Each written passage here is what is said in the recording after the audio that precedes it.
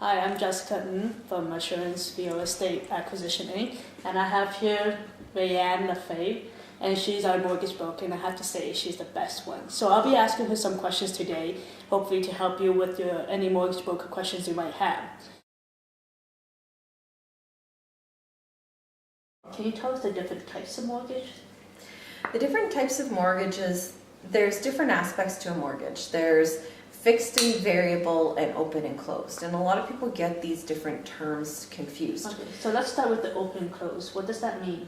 Basically, an open mortgage is you can pay it out at any time with no penalty. A closed mortgage, you will have a penalty dependent on what the lender's requirements are. Usually it is 3 months interest or an interest rate differential, whichever is greater. Okay. Can you elaborate a little bit more on this interest differential? An interest rate differential is basically the spread between the current rate that you're paying and the current rate that is being offered for that same remaining term. So if you only have 2 years remaining on your mortgage, the lender's going to look at what the rate is right now for a 2-year term and calculate the difference between what you are paying and what that rate is, and multiply that by your balance and the 2 years that is remaining. So in the past couple of years, that interest rate differential has been in effect because we are in a decreasing interest rate mortgage, which causes penalties to be very high. But in an increasing interest rate mortgage, your payout penalty will be just the 3 months interest. So when does it make sense to do something like this? To do the prepayment privilege? Yeah. Or, it only makes sense if you're going to refinance because of a situation where you need to pay out some debt to relieve some financial stress. If you're going to be selling your house and moving, some people would rather pay the penalty and get a new mortgage at that point. But in the last couple of years, with the interest rate differential being in effect, there hasn't been a whole lot of situations where the clients have felt that it's worth it just because it's been such a big penalty. Okay. So if I'm living in one home right now and I wanted to move to a different home, can I transfer the mortgage? In most situations, yes, you can port your mortgage. There are certain products that you're not allowed to port your mortgage over. But you would basically try and coincide within a very short period of time your purchase of a new house and the sale of your house so that you can transfer your mortgage from one property to the next. Okay. And what is the difference between a fixed and variable mortgage? A fixed mortgage is basically your rate is fixed for the full term that you have it. A variable rate mortgage is going to vary depending on prime rate. And that, of course, is dependent on the Bank of Canada. I see. So right now, the variable rates are sitting at prime minus 0.40. So at prime being 3 minus 0.40, you're sitting at an interest rate of 2.6%. Okay. So that can fluctuate month to month sometimes. We've had changes every single month where your payment is going to change as well because of the variable rate. So your payment changes as well? It's not a fixed payment and then they adjust their principal and interest accordingly? Some lenders keep your payment fixed and they adjust principal and interest, but most lenders will adjust your payment because if you're adjusting principal and interest, then you're changing your amortization as well. I see. And that changes the terms of the mortgage versus just changing your payment, then it keeps your amortization the same. Okay. So is there an incentive to go with one or the other, variable versus fixed? Which one's better? With rates right now for fixed rates being so low, most clients are going for the fixed because you're guaranteed 2.99, 2.89 for a full 5 years. Why not go for that? But in the past, variable rate has generally been has been cheaper than fixed rates. So that's where a lot of clients will go for the variable if they have flexibility in their budget.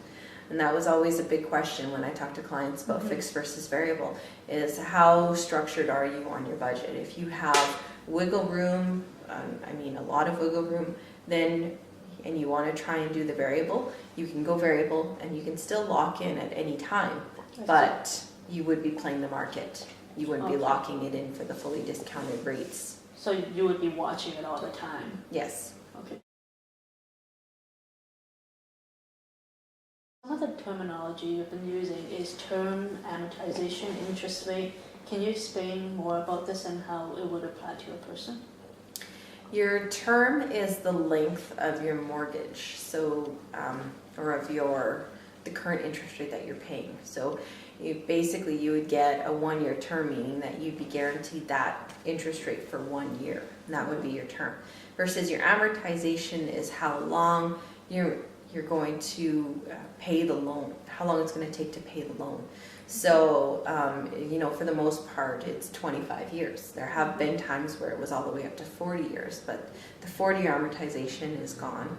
And only on a conventional basis can you actually get a 30 or a 35-year amortization now. Mm-hmm. But insured, it needs to be, or high ratio, it needs to be a 25-year amortization or less. I see. So what kind of questions do you ask to determine how long a term should be for a client? Because it can range from a year to 5 years and possibly even different ones. How would you know which term to put someone under? Again, that goes down to my mortgage planning. I'm there for the relationship. So what is the client's goals? What's their long-term plans? If, as a realtor, not as a realtor, but if the realtor is asking the same questions, then they're looking at a house that they're going to buy, fix it up, and try and flip it in a couple of years. Then, of course, we only want to look for a 2-year term and avoid any payout penalties if at all possible. If we're getting a lot of inquiries nowadays for a 10-year term, because the 10-year rate is very low as well, and you're guaranteed that for 10 years. Mm-hmm. The question that again goes to the client: is there any indication that you feel that you would not be keeping or staying in that house for 10 years? Because the payout penalty for the first 5 years can be pretty nasty. After the first 5 years, it's the same as the greater of 3 months interest or an interest rate differential. But if in the first 5 years, you have a feeling that you might be selling the house, or you're expanding your family and the house only has 2 bedrooms, that kind of situation, then you might want to look at a shorter term than a 10-year. So we look at the overall, where are you in your life and where do you want to be, and what's the big picture, so that we can determine the term that is appropriate for the client. So one key to finding a good mortgage broker is in the questions that they ask, right?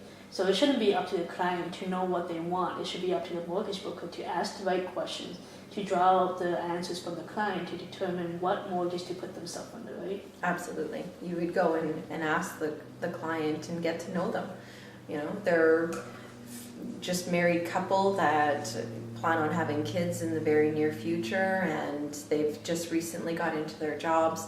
You're going to change their terms versus somebody who is empty nested and they're just focusing on paying off their mortgage as fast as possible for their retirement plans. It all is a major factor in what the type of products you're going to put your clients into. Very oftentimes we hear the word refinance. What does that mean? Refinancing your mortgage is basically changing the terms of it. So you're going to be paying out your existing mortgage, and whether it is to take some equity out of your property, to do other investments, or to pay off some debt, you're refinancing your property to take money out of it, and you're changing your mortgage terms to what the current terms are. There are other ways that you can do it. If you're staying with your existing lender, you can do blend and extend or blend and increase, where you're basically blending the current rate with a new rate with new money. But that depends on the lender and if you fit the products of that blend and increase. I see. So when does somebody want to refinance? When does it make sense to do something like that?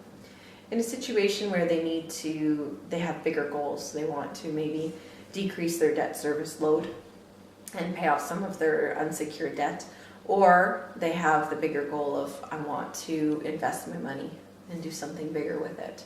Then this is very applicable to those people who have their house free and clear, meaning that they have no mortgage on it. So can people like that refinance and just put a mortgage on it, take that money and do something with it? Yes.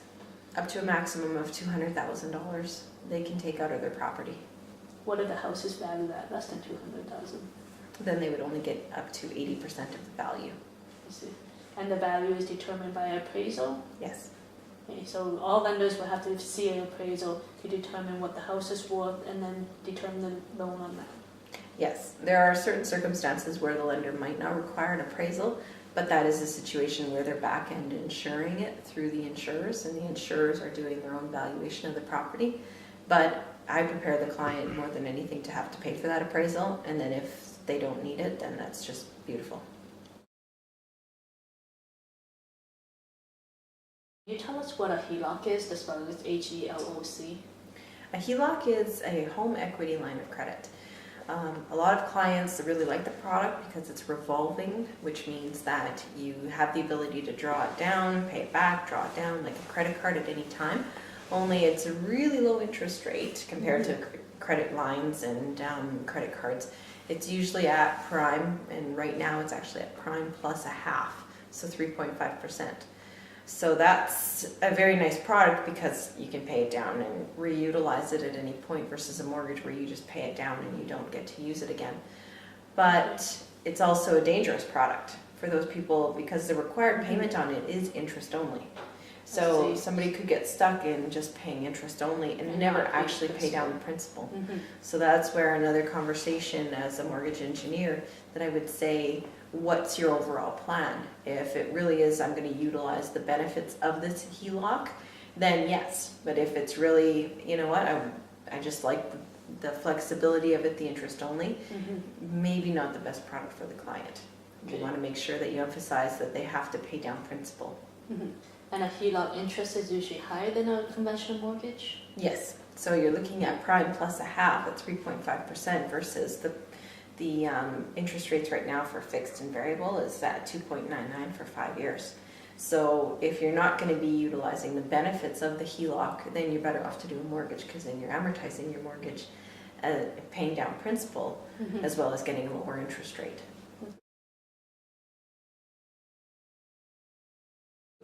Another terminology used when getting a mortgage is payment frequency. Can you tell us what some are and why you would go through one versus another? Yes. Payment frequencies, you have options of monthly, bi-weekly, weekly, semi-monthly, and then you even have the accelerated products, which is accelerated bi-weekly and accelerated weekly. So your mortgage is generally set up as a monthly payment. Now you can increase your payment frequency, and in doing that you're actually going to decrease the amount of interest you pay because you pay your mortgage more frequently. You're actually paying less interest overall, which means you decrease your amortization.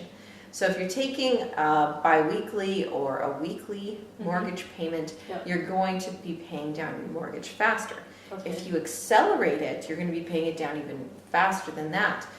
And the reason being, a regular biweekly versus an accelerated biweekly is basic math of accelerated biweekly. You take the monthly payment, you divide it by 2, but you pay 26 payments. So you're in essence paying a full mortgage payment more every single year. That's how it's accelerated. Okay, just the extra 1 month makes all that much of a difference. Exactly. And a regular biweekly, you're taking the monthly payment, multiplying it into the year, so multiplying it by 12, and then just dividing it by 26 payments. So you're really just taking your full year's worth of monthly payments and setting it up into be biweekly. But you're still attacking your principal because you're paying it faster, so less interest accumulates.